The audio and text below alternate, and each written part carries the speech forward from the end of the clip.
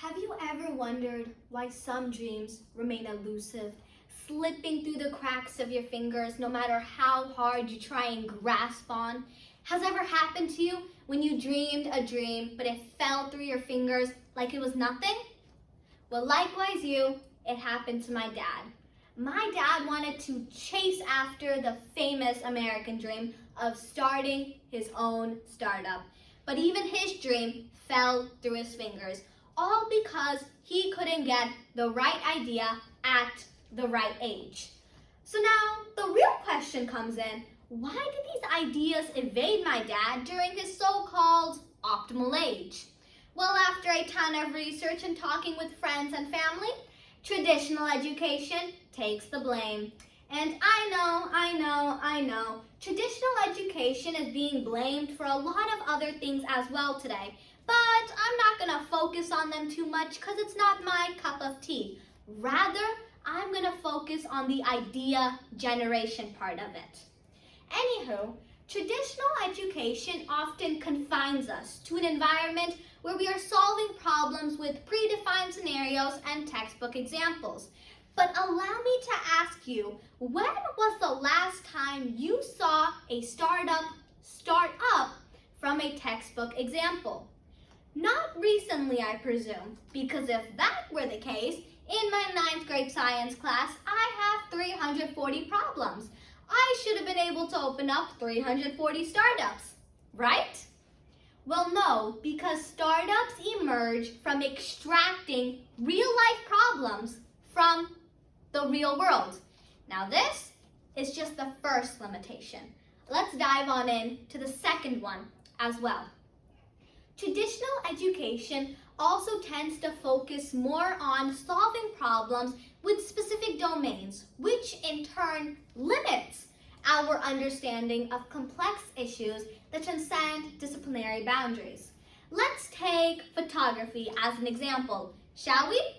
If we constantly viewed photography as a mere art challenge, then we would have missed out on the incredible advancements made possible today by chemistry and more recently, digital technologies. So now by recognizing these two limitations, my dad didn't want the same thing to happen to his daughters.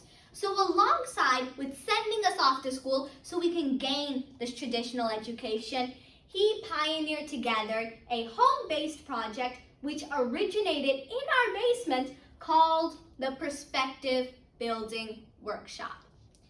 In the Perspective Building Workshop, me and my sister Aishi had to come up with a problem that we saw within our surroundings and propose a solution to it, effectively envisioning new startups every single week. Inspired by our own experiences, I convinced my dad to take the Perspective Building Workshop on to the next level and open it up to the wider public, especially targeting younger children. This is where non-academic was born, and the Perspective Building Workshop became a key project within non-academic.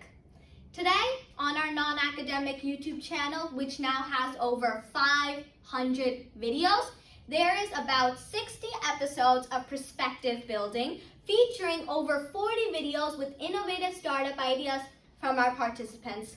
Bam! That's 100 startups right there, each born from the imagination of young minds. So now I invite you to explore the Perspective Building Workshop and to either join our Perspective Building Workshop or create your own Perspective Building Workshop based on your unique needs or interests. Together, let us cultivate a world where innovation thrives, where groundbreaking solutions to complex problems are born every day. Let's build a world where no one has to suffer the same problems that my dad did.